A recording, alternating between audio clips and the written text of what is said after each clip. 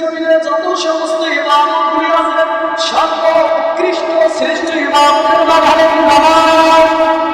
সর্বশ্রেষ্ঠ ইবাদতের নাম হলো নামাজ। কানজুল আসরারের ভিতরে এসেছে লা সাহরা ফিল ইসলাম লিমান আসলামা লাহু।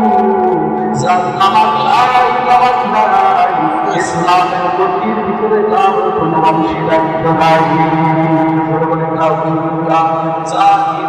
নামাজ নাই, ইসলামের ভিতরে তার কোনো নেতৃত্ব নাই, তার কোনো ইসলামের ভিতরে কোনো অংশীদারিত্ব নাই। নামাজ নাই আমরা জিনিস মুসলমান।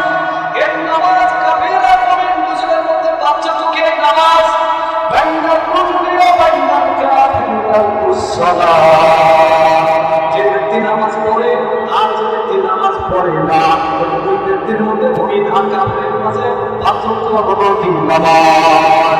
যে ব্যক্তি নামাজ